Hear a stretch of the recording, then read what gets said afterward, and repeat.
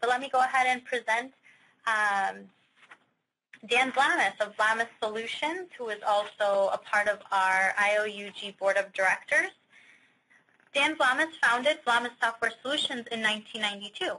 Under Dan's leadership, Vlamis Software Solutions has become one of the most highly respected and recognized Oracle BI implementation consulting firms in America. Dan is recognized by Oracle as an Oracle Ace and has been a beta tester of numerous Oracle product releases, including OBIEE 11G, and maintains long-standing personal relationships with Oracle product managers in the business intelligence, database, OLAP, data mining, OBIEE, and S-based areas. As an Oracle Business Intelligence, Warehousing, and Analytics BWA board member, he chaired the BWA Summit in 2008 and was the BI EPM DW track chair for the Collaborate 10 and Collaborate 11 conferences. Dan holds a BS in Computer Science from Brown University. Dan, when you're ready, go ahead. I'm ready. Thanks for the introduction. And thanks, everybody, for joining me. We're going to talk in this hour on visualizing OLAP products, OLAP data with multiple products. And just to give kind of an overview of the agenda of this, I'm going to give a little bit of background just so you know where things are coming from. I've omitted some of the slides on IOUG and VWA, hoping that you all have gotten a sense of what we're doing here. Then the agenda, I'm going to do something a little bit ambitious. We're going to try and show demos of 4 specific products, all live, and we'll see if we have time for that. They'll obviously have to be very short. We'll talk about some background on OLAP, what that means, visualizing OLAP data. We'll then show OBIEE, Oracle Business Intelligence, against OLAP data, and then talk about how OLAP data can be exposed via the Simba MDX provider for Oracle OLAP, and show that using Microsoft Excel, a very pervasive BI tool that's on basically everybody's desktop. Also show off arcplan and DeltaMaster, 2 other products that are enabled by the MDX provider, and provide a little bit of time for Q&A. If you have questions during the presentation, please feel free to put things in the chat box, and I'll be able to address those at the end of the presentation. With that, let me jump into, just so you know my background. Vlamis Software was founded in '92. We've developed more than 200 Oracle BI-based systems. We specialize as a consulting company in data warehousing and business intelligence, and especially in Oracle-based systems. I present at major Oracle conferences. Multiple people from Vlamis do. We have a blog, papers, newsletter, services out on www.vlamis.com. I was a developer for IRI, the former owners of Oracle OLAP, and I'm a co-author on the book on Oracle S-Base and Oracle OLAP, the guide to Oracle's multidimensional solutions. I was also beta tester for OBIEE 11G and as well the database 11G, and very involved in user group activities. Now, what we're going to focus on today is a little bit on Oracle OLAP, which is built into the Oracle database. Usually I have a mix of people in the audience, some that know all about this. Perhaps you're waiting to see the demonstrations of this. Some people just want to know, what the heck is this thing? So just to spend 5 minutes talking about what it is to get everybody level set the same place. The Oracle OLAP is inside the Oracle database. It is not a separate process. That's why it's shown inside this red cylinder. It's single data storage, single security model. All the users are database users. Administration facility, it's done using the Oracle database tools. Grid enabled, so it works within the all of the scalability of things like Exadata. Accessible by any SQL-based tool, and connects to all of your Oracle-related data. And just you can't give one of these presentations without showing a cube and talk about how the ability of a multidimensional database enables you to do easy access across dimensions. So for instance, maybe I want to look at how expenses compare this quarter versus last quarter. That's very easy to do because you have something called the time dimension with values like Q1, Q2, and Q3. Or I may want to do, what's an item's expense contribution to its category? Well, because we have categories in there, I can look at lunch as a component of food and how that's done. Everything is stored in arrays. It uses offset addressing so you can get at data very quickly, and it provides for more powerful access. OLAP is also especially fast for dimensional type queries. And what you'll find, if you look at the types of queries that people are asking, that business people want to ask of the data, quite often they truly are dimensional. These dimensions serve as natural indexes to the data. And they're a natural way to look at the data whenever you see something with prepositions such as by, across, over, down. I want to look at sales by territory. I want to look at the data across my various product lines. I want to look at this over various years. Anytime you hear those prepositions, after the preposition is often a dimension. Just a quick little tip in finding out what the dimensions are of your data. Oracle OLAP also handles multiple levels very easily with embedded total type hierarchies. And with this architecture, you can handle inter-row calculations. They're very easy to do. This is something that SQL, frankly, struggles with a little more. Things like shares and indexes, year-over-year comparison, prior year comparisons, moving totals, moving averages, that type of thing for those types of queries. So the dimensions are really key to the OLAP model. OLAP is very good at unpredictable query pattern if the query fits kind of the dimensions of the data. So you might want to look at sales by region, that type of thing for looking at this. It also allows you to look at comparative type of measures, time series type measures. This is how often they're presented when you're looking at data. Comparison to peers, various alerts, all that is made more easy by the analytic features of the database using something like Oracle OLAP. Indeed, that data can be exposed. I won't go through this. This is slides from other presentations we've given that are available on our website. But all of that is available via just SQL to get at the data. You don't have to use a separate language to get at this. And it's one of the things that makes Oracle OLAP very open. This is a screenshot from SQL Developer getting the data from these views that I'm looking at, and it's just a star type of query. If you look at what some highlights from the Gartner recent Magic Quadrant, you can see that Oracle is up there in the upper area and followed by various different types of competitors. What we find as we talk to our customers is that, for instance, Oracle BI is very good at doing the explanation type of dashboards. Perhaps you want to explore through the data, and I'll come back to this a little later in the hour, and talk about the differences between being able to explore through the data where I don't know what I'm really looking for. I need an analysis type of tool bench. And I'll show an example of that towards the end of the session. If you want to explain exactly how you got there, you need a different type of dashboard. And this is what we think that OBIEE is especially good at doing. So if we look at some highlights from that report, some of the things are, for instance, the BI and analytics were named as a top priority for 2012. And some of the advantages for Oracle BI is it has a high aggregate ability to execute score. It also has a very broad global deployment score, the average user population of nearly 3,000, and large data volumes. Some of the things that that report points out is some of the complexity in trying to do this because it is scaled for large systems. There's, necessarily some complexity in there. Also, sometimes the ease of use of being able to just look through the data. Part of that has to do with having a web front end. And also, just being able to discover the data is difficult. Now, some of the things that we run into from that is, for instance, if you want to build a BI system, many times you can create beautiful type of results. And there are many products on the market that build beautiful infrastructure. But then they're very hard to get exactly right.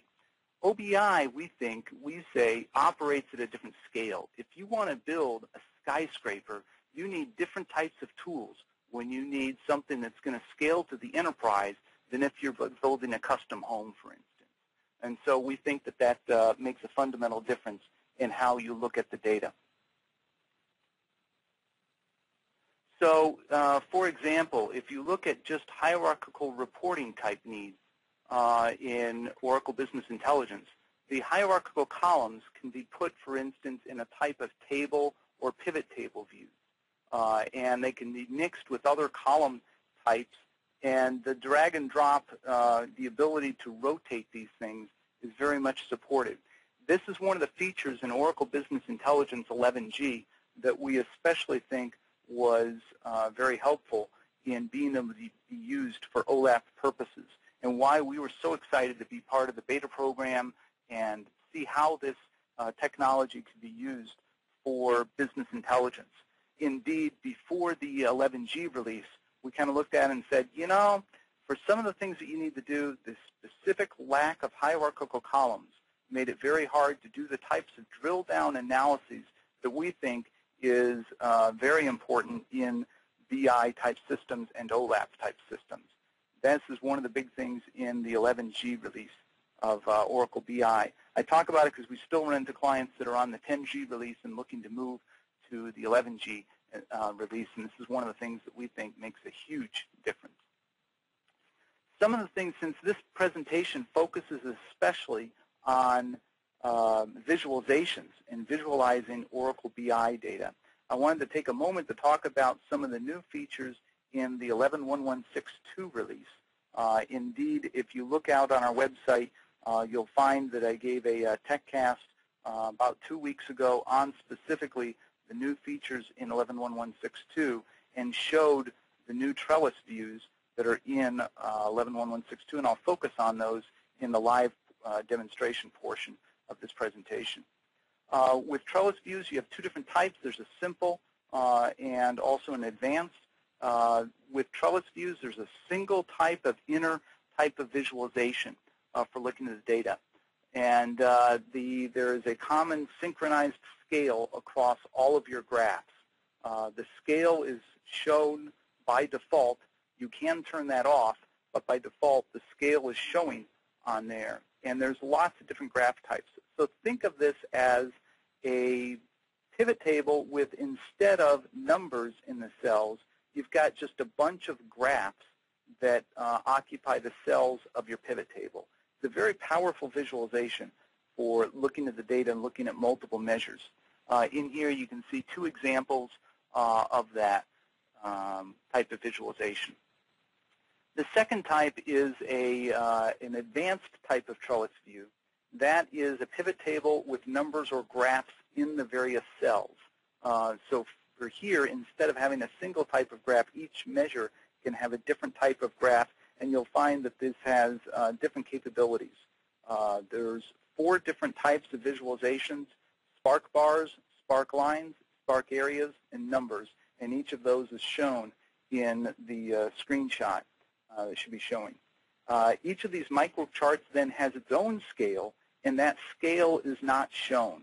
What that means is, as you look at this, you can see that the numbers for the various different regions here are vastly different, but the scales are altered for each row so that you can make out the patterns. Otherwise, the largest numbers would swamp these, and some of these lower, let's call them, less volume areas, such as Northeast region, because the way they've defined this is much smaller, and this would look like just a flat line here down towards the bottom. Often this is used to see trend lines. Typically, you would put time across in these types of spark lines. So typically, you would have time going across in these. I also want to take a moment to let you know about something we're kind of announcing today. In case you want to see some of these demonstrations, we're making available the BI test drive. You can try out Oracle BI anytime right now. This is hosted by Amazon AWS. If you go to the URL vlamis.com/testdrive-registration, there's a link off of our homepage on that. And that allows you to run the hands-on labs that we were hosting or coordinating for Collaborate 2012. Those hands-on labs are now available to the public. There are test drives for Oracle BI and BI Publisher. We will have soon also Microsoft Excel running against Oracle OLAP. so you can try Excel against OLAP yourself. All you do is sign up, and then you have a private instance where you can try this out for 5 hours, and that's all free. You have to wait for that server to be provisioned for you. There's some bits that have to be copied, as you might guess, from one virtual machine to another, and then you have that instance where you can play with that all yourself. We're pretty excited about this. With that, let me show you what this looks like with Oracle BI and dive right into that demonstration. So hopefully this will come up. I've got here my Oracle BI dashboard that I'm showing, and by the way, this is running off of the OBIEE and the sample app based on 11.11.6.2, the latest release, and sample app version 207. At the end, I'll show you how you can get that yourself so that you can run this virtual machine Marty mentioned in his presentation, where a lot of this technology is available via various virtual machines. That saves you the headache of having to install and configure all this stuff. You can download these virtual machines. They often tend to be a little bit large. I'll just warn you ahead of time, but it's certainly worthwhile. And that's what I'm running this off of right now. Just in case the question comes up, I will answer it in advance. The difference between that and the test drive is the test drive, you don't have to download anything. It just runs in your browser.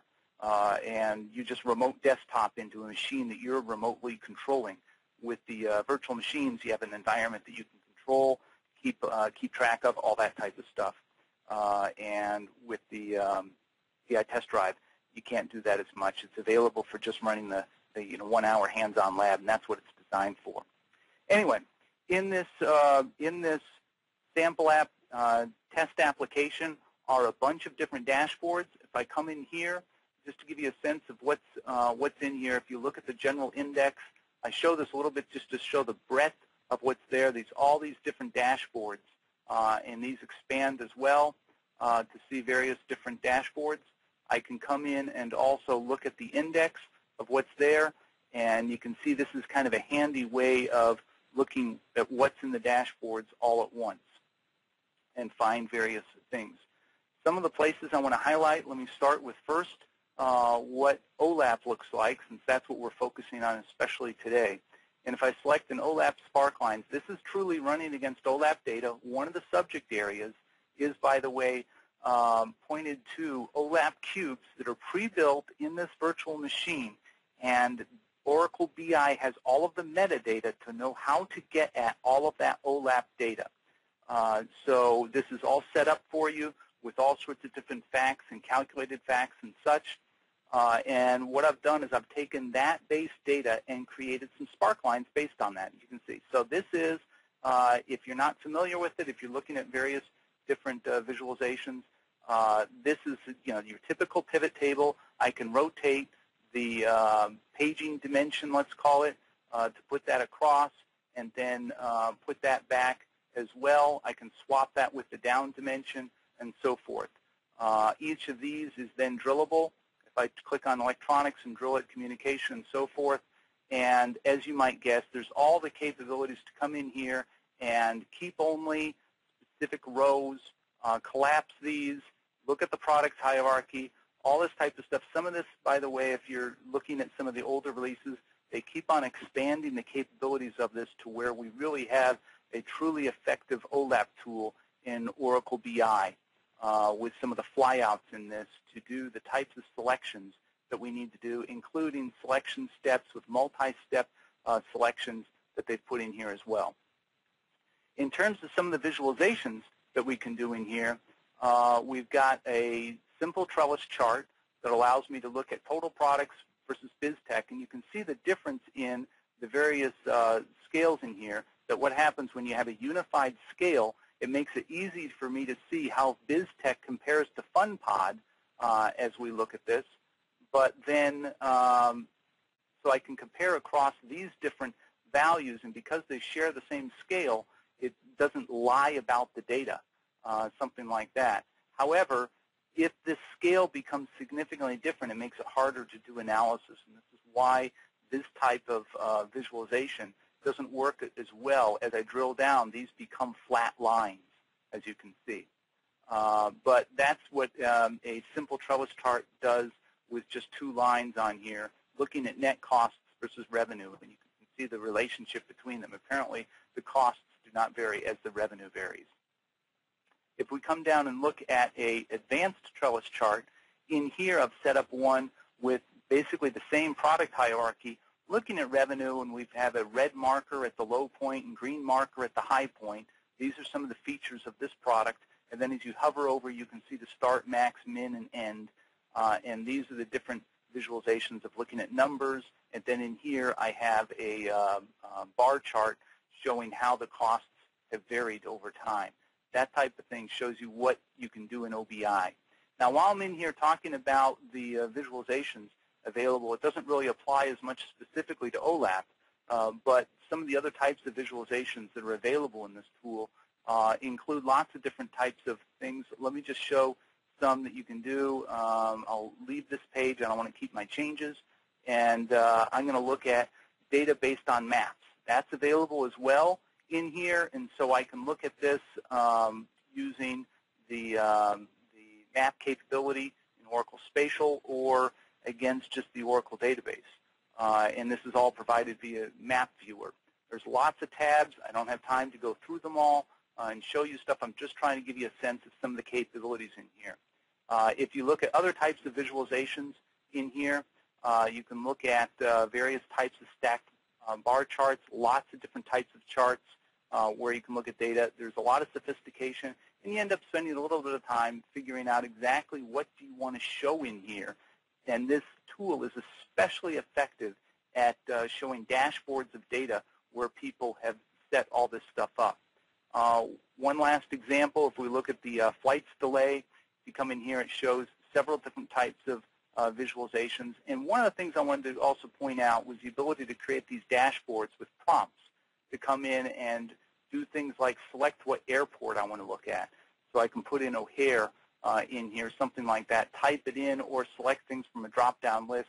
And then that's going to change the visualization and change as a selection of what I want to do, or the ability to scroll through and look at different regions of data as we look through this. That's some of the capabilities built into Oracle BI as we're looking at this. So hopefully that gives you a sense. I do want to plug the fact that if you want to actually look at this, this virtual machine yourself, you can come down, look at that, and download it for yourself, and then you can load up this index, and there's lots of documentation on this as to what's available. There are other features of even doing things like running Oracle BI against the usage of Oracle BI, and what catalogs do we have, how are they used. There's a lot here. You could spend a lot of time just getting to know that. There is a specific area, by the way, just on Oracle OLAP. If I go to that dashboard page, you can see some of the source-specific features for running against Oracle OLAP, and there's a series of dashboards specifically showing off the capabilities of what you can do with Oracle OLAP, including some description of what's going on there. So with that, that kind of shows off a bit of Oracle BI. Let me come back to the presentation and continue on. So that all uses OLAP by selecting against the issuing SQL to go against the Oracle database. Another thing that's happened relatively recently in the last few years is the ability for to access OLAP data via MDX. This is especially used by a lot of the industry products, and a leader in providing the MDX controls and data providers is Simba Technologies.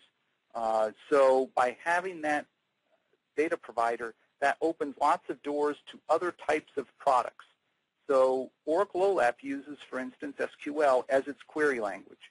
However, the predominant query language for OLAP front ends is really MDX. If you look out in the marketplace, you'll see that.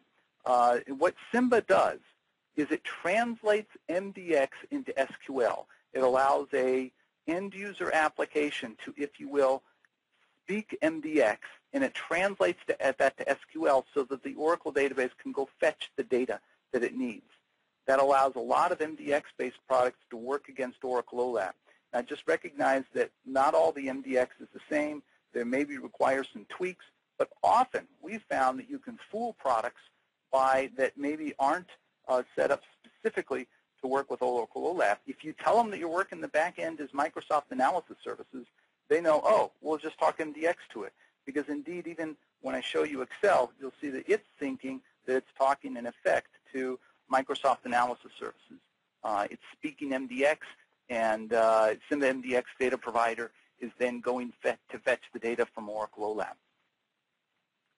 So how that works is the client applications talk MDX. So up here is the client application talking MDX to the MDX provider, typically located on the client. Simba then translates that to SQL and then sends that SQL to the database via ODBC. And that actually is Oracle's recommended solution for BI applications to talk to Oracle OLAP data sources. That provides live access to your data without having to replicate any of that data from your OLAP cubes. The data all stays in the Oracle database in your OLAP cubes, and it is protected by the Oracle database security. And then as users fetch the data, as they request data, it is presented at that time to the end user application. So some of the front ends, for instance, enabled by MDX, and by the way, an extension of that, a layer on top of that is XML. Some of the front ends included in that are things like Microsoft Excel, which we'll show in just a bit here. Also, if you wanted to run that on the web, Excel services, for instance, running on that. Also, we'll show arcplan, another front end, and DeltaMaster, Tableau, Business Objects, Cognos, MicroStrategy, LogiXML. All these things talk either MDX or MDX via XML.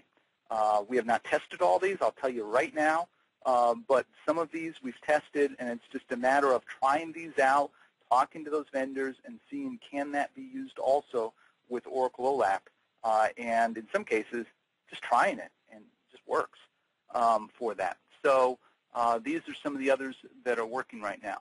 So what does that look like when you're running Excel specifically with Oracle OLAP? You're using Excel, in effect, in its native mode using, for instance, pivot tables. This is not an add-in. We also often get the question, how does that differ from something like SmartView sitting in there in the Excel? That's a Excel add-in where Excel is, in effect, hosting SmartView, and then it's a separate application. This is native Excel with native pivot tables, pivot charts, all the Excel front-end stuff that often your users already know. It works with Excel 2003 through 2010 and beyond. Simba is a major partner of Microsoft. They provide these MDX data providers for many different types of applications. So they work very close with Microsoft and, of course, get all the alpha versions and beta versions. We found that that works best with Excel 2010. There are some very nice capabilities with Excel 2010. And all you do is set up OLAP as an ODBC data source via the control panel. There's this very small data provider that you install. The application that you load is really up to you, and we'll talk first about Microsoft Excel. How do you connect those together?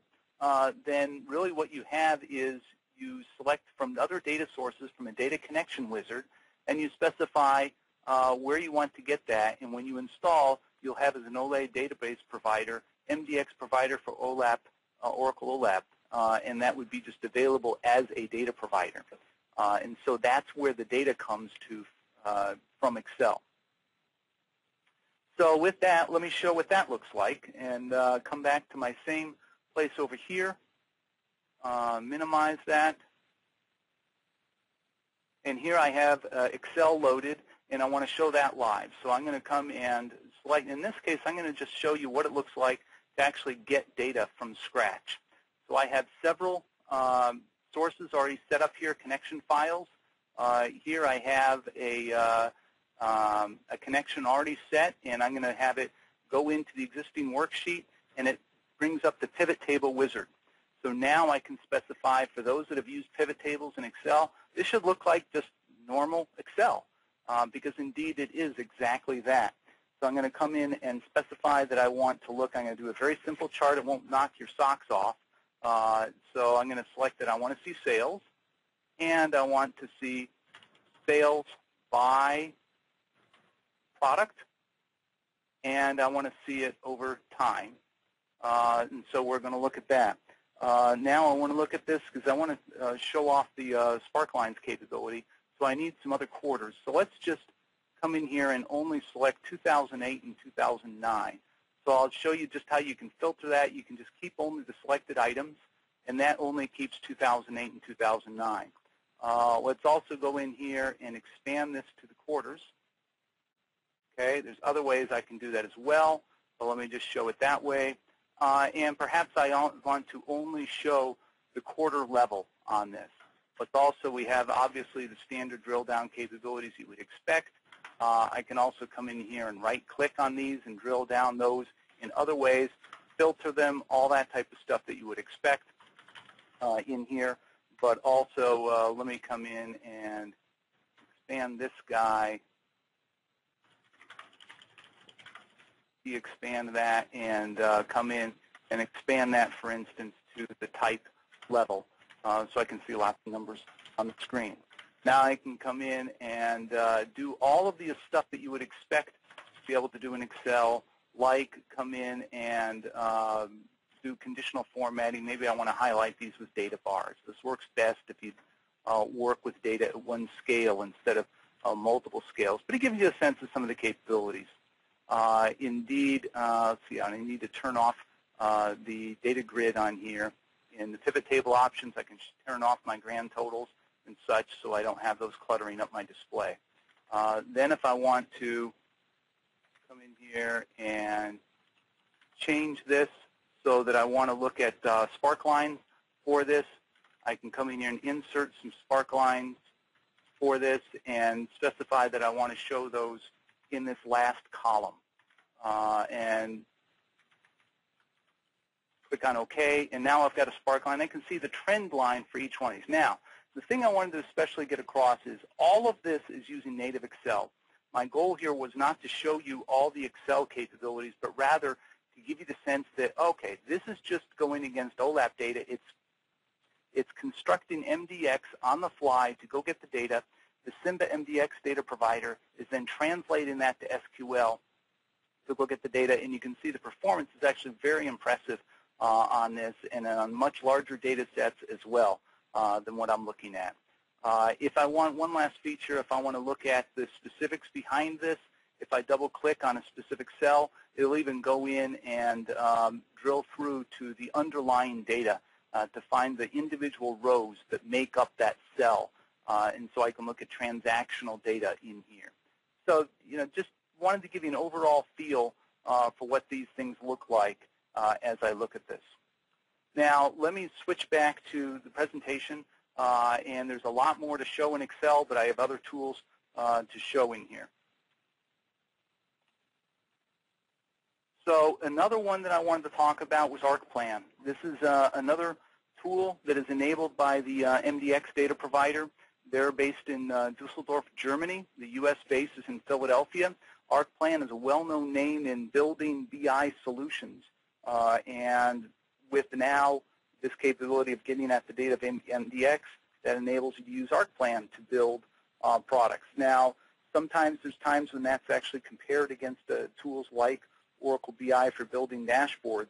And one of the things that I want to especially focus on is the fact that that's a very flexible development tool for developing custom screens. And there's lots of products in this suite of products. What I'll be showing is arcplan Enterprise, and there are other products that make things very easy to use, build dashboards, all that type of stuff. But the thing I want to focus on here is the ability to create custom dashboards that you lay out the screen exactly the way you want it. These slides are from arcplan and be able to talk about what makes them different. But it's a platform for all the BI needs, dashboards, reporting, budgeting, planning. There's the ability to write back into the database, those types of things. Pareto analysis, that type of thing, and it can go after Oracle and non-Oracle sources. It also happens to be the #1 front end according to the survey of BI users.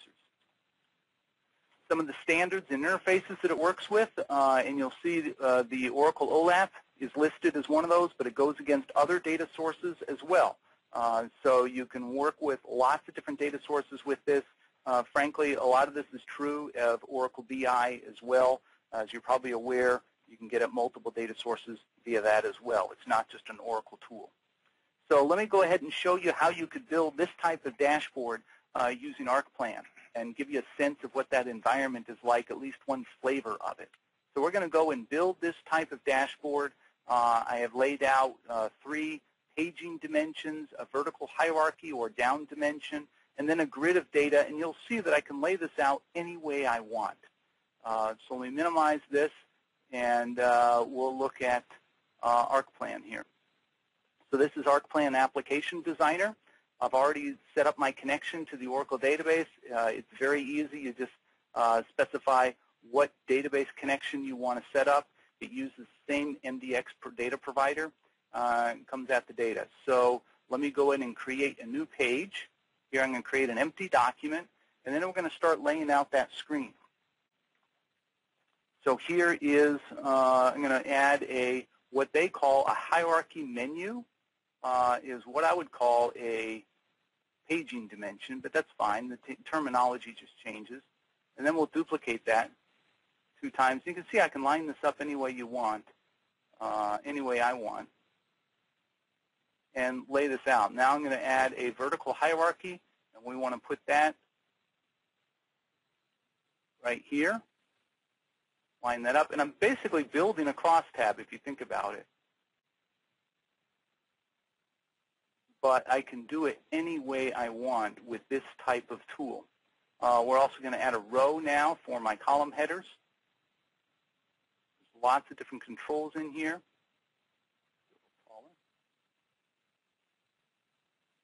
And then I'm going to add a table of data for looking at this. Now I need to populate this from my database. That's why I have this database browser already open here. And in the first one, I'm going to put my channel selection. Then I'm going to put my geography selection in here. Product I want to be hemming down like I've done before. And by the way, it already knows about the data, so I can come in here and drill it, no problem. Indeed, I can come in here and specify I want to look at the database properties of this and look at the object definition and the MDX that's being generated for that specific control that's going to end up ultimately driving my data grid. Now I can come in here and look at my various measures. Let's put those going across. Oops, I forgot to add time to my other paging control in here so I can look at various years and such. And then, of course, this drops down as well to look at what years do I want to look at the data and such. It's all live. Now, in order to drive the data grid, well, actually, I want to come in here and change this to look at specific product, specific measures that I want to look at. Let's look at quantity, sales, and let's just pick another one. I don't know, sales rank in product level, and add those as selections. So I have 3 measures that I'm looking across. I could have done more. By the way, in here, I'll go ahead and point out in this virtual machine, by the way, I happen to be running against the exact same virtual machine that is the BI sample that includes the OLAP data source. So you can actually play with this and get one that's already populated with OLAP cubes and such. So I'm running against that same virtual machine with that instance already there. In here, I'm looking at these types of selections. You can see I have all sorts of other calculations. These are the types of calculations that Oracle OLAP is providing from the database to the application. arcplan, of course, has its own capabilities to do all sorts of calculations. These happen to be ones that the Oracle OLAP is presenting. Now, in order to wire this together, I need to specify the dependency that this control here drives that data grid. So if I draw these red lines, that's how I specify that I want to have that driven. And so when I then click off the dependencies, button, it'll then issue the query to go get the data. Now, actually, come to think of it, I need this a little wider. So I'll show you I can make this a little wider in here, make sales a little wider. And this is where you can lay out the screen exactly the way you want as I look at the data. Now, as I drill down on this, this is all live. I can come in and change the properties of this to format that object. I happen to not be a fan of the green bar approach on here. As long as you line stuff up well, your eye can carry across without the alternating colors. So this builds that type of display so that I can look at there. There's all sorts of capabilities in here that I don't have time to show, but the ability to come in here and add formulas, change things around. I can add another new type of column in here that displays the data, and I want to see this with another column header. Put in here a formula that I want to specify from the object, from the database. There's all sorts of functions that I can look at for this, various types of calculations that are doing database things for creating this.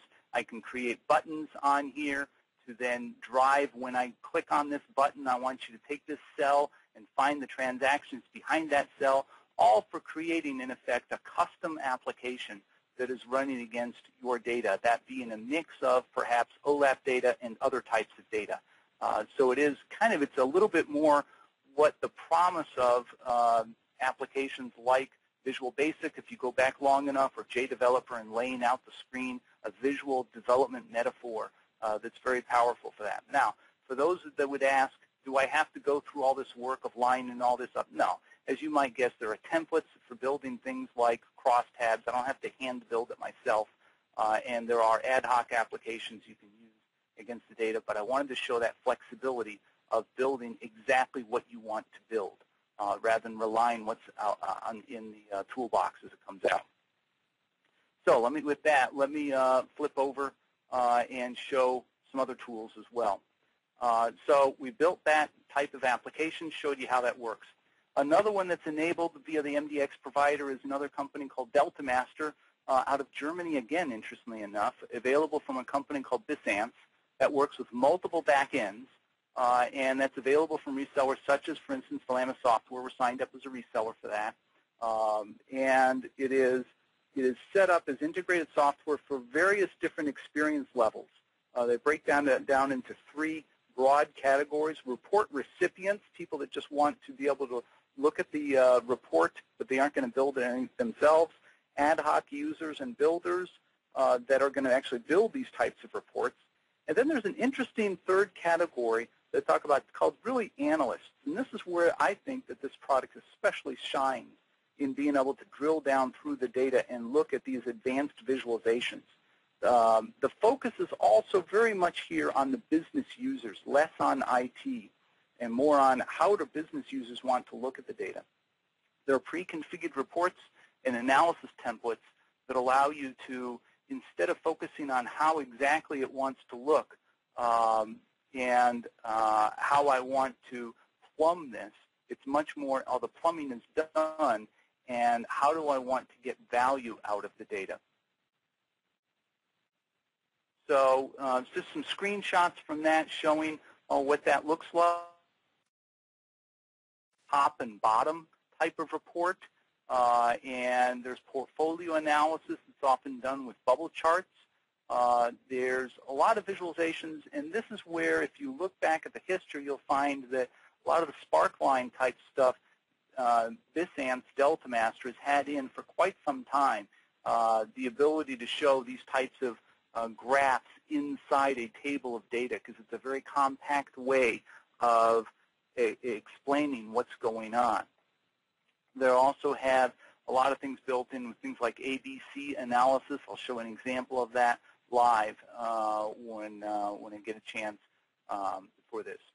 There's also data-dense type of visualizations where you can look at data, how we're doing in sales, cost, and profit, for instance, across the different families, high, low, close type of visualizations, and it's a very clean type of look as you look at the data, as you look at doing analysis on this and putting together dashboards that really are targeted especially, I think, in exploring through the data.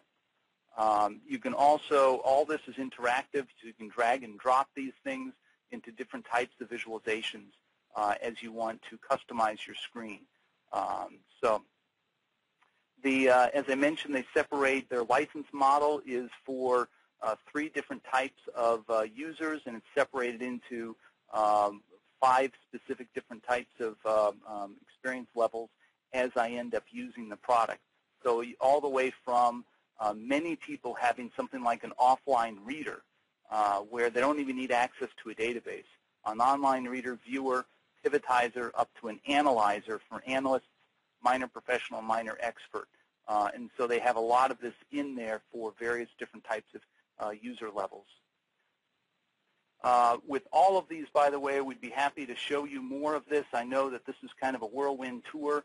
That was kind of the goal of this presentation, was to give you a little flavor for what you could do with the various types of applications.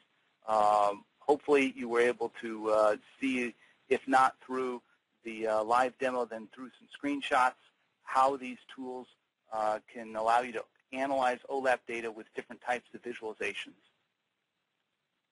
So in summary, then the BI data is, I think, best stored in a multidimensional type of database. That is the type of visualization that is used for displaying this type of data. Just some parting thoughts on the various tools that I talked about. Oracle Database Enterprise Edition already has cubes. That's what's in Oracle OLAP. You can use Oracle OLAP with multiple types of front ends, and you can work that with any product that issues SQL. That's been one of the big features in Oracle OLAP since about the 10G days of Oracle OLAP, is using SQL as a front end for that. However, there are applications that need to work with MDX, and the Simba MDX provider is what translates MDX into SQL and then enables all sorts of different front-end products.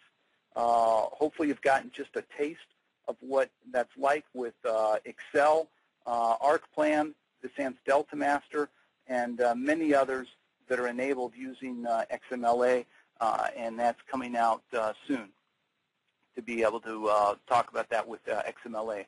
Right now, arcplan and DeltaMaster are all fully enabled and tested and working with that. So at this point, let me try and turn things over for questions. You can send those in via the chat window. I put in some more links on here so you can see more information, see where to go to get more information. Feel free to visit our website at www.vlamis.com. Send me an email at dvlamis@vlamis.com. I gave a quick little plug for this test drive capability. You can go to that and issue that today and start trying out the, we have a hands-on lab all ready to go that's designed to be executed in about an hour or 2 to try out OBIEE and BI Publisher. So you can get that from that URL on there or find it from our homepage for a test drive. More information on IOUG, BIWA, the virtual summit, and then I've given here the sample application URL, although frankly it's faster to just plug into Google OBIEE sample app, and you'll find it on there off of TechNet. More information on Simba is on our page at vlamis.com/Simba. We have information for Excel and the DeltaMaster. I've given some URLs for that and arcplan. With that, let me look and see what questions we have and be happy to entertain those for as long as we have. I have a couple questions in here that I see in the chat log. One issue we often face with Oracle OLAP when we do web-based reporting is the attach time and first query response time. How can we make it faster? One of the things that I'll point out, I think I know what the person is asking about. When you first do an attach, sometimes there is a 10-second lag, something like that, depends on the platform, to be able to do that first query in a given session. And so one of the things that we do in some of our applications is in a session, we will issue that, that query and just a sample query just to start things up in order to make the connection to the OLAP cube. And so that's how we end up addressing it. The other is obviously look at what is it that's taking a while in doing that connection. We've seen it vary, but we have seen for the metadata to be read that it can take a little bit. What we do is you can issue a, I think it's DBMS underbar AW.execute any command in there to attach the AW attach, but then you can attach your analytic workspace, and that way when the user first makes a request that needs to get at the analytic workspace, that analytic workspace is already attached and you don't have that first query response time problem. Hopefully that helps that person. Second question, when we use OLAP with OBIEE, will it use OLAP table or cube table views? The person is making reference to what is the technology used within, I'm assuming they're talking about OBIEE 11G. That's where the integration has happened, and that indeed first came out, I think, in the 11.115 release. There is, by the way, a presentation on that on our website with the new features in 11.115 that you can replay or look at the slides. In that, we probably talk about the specific technology, but if I recall, they end up in OBIEE, they end up accessing the table views via OLAP table, and they build it on the fly to go get the data. That's what the difference is with that. Rather than using the pre-configured views, they build it all on the fly so that they can have fine control over exactly how they're going to get at the data. In the end, in some ways, I would ask the person, if it was a two-way conversation, why do you care? It just works. So what the underlying mechanism doesn't make a difference whether it's cube views or OLAP table. The thing you should know, though, is it doesn't use the cube views that you see when you look at cubes via AWM or via SQL Developer that are automatically created for you. It generates those on the fly. Next question, if OBIE uses OLAP table views, how can we recycle connection pool so that users can see new data after the cube build? Boy, that's a detailed question that I would rather get into in a detailed conversation on the specifics of that rather than trying to get that in. The next was a question, I would like the Vlamis link to the OBI dashboards again. Hopefully that's up on the screen now. You can see that for the OBI, let's see, the Vlamis link to the OBI dashboards. That would be in here in Vlamis software. We're linked to it. And I think they're talking about the test drive. That's this link right here for vlamis.com/test drive registration. I'll have timestamps on this, so I don't know when this came in for that. Isn't Oracle OLAP an extra cost option for OBIEE? That's a great question. I'm glad somebody pointed that out. Oracle OLAP is not an extra cost option for OBIEE. It is an extra cost option for the Oracle database. So think of Oracle OLAP as a part of the Oracle database. Indeed, it's there with your oracle.exe or whatever the executable is for running the Oracle database. It's integrated there. The question is then, to have the right to use that, do you have to license that option as part of the Enterprise Edition database? Absolutely.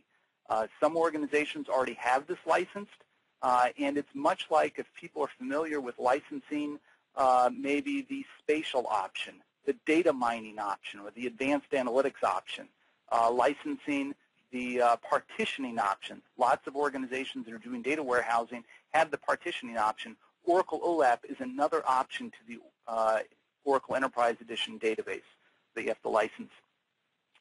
Can you tell how Essbase and Hyperion compares to the Oracle OLAP product? Well, that's funny. That comes up in every presentation. Indeed, often I have a slide specifically for that question because it comes up. And I don't have that in this presentation. Generally, I'll just quickly, since I'm out of time, I will say that the Oracle OLAP is when your data is already in Oracle and it's in the Oracle database. You don't have to move it out. It's cubes inside the database. If, however, when it comes to that, you want to have something that's separate, not controlled by your DBAs, by your Oracle DBAs, you want it closer to the line of business, and you like the idea of the data being a separate server called Essbase, that can be a very effective product, has a lot of the same capabilities in having cubes that go against the data, very quick access to the data, and available from multiple data sources. All that Essbase can be very effective. There are presentations on our website that specifically contrast the two products, and the book that I'm an author on, just a quick plug since it's related, in there, if you come in here, Oracle Essbase and Oracle OLAP, there's a whole chapter that kind of compares those two products. So sorry to be a little mercenary, but I figured since the question was there, I'd answer it. With that, let me turn things over. I've gone 1 minute over. Thank you so much for the opportunity to show you all these front ends. Hopefully you got something out of it. Thank you.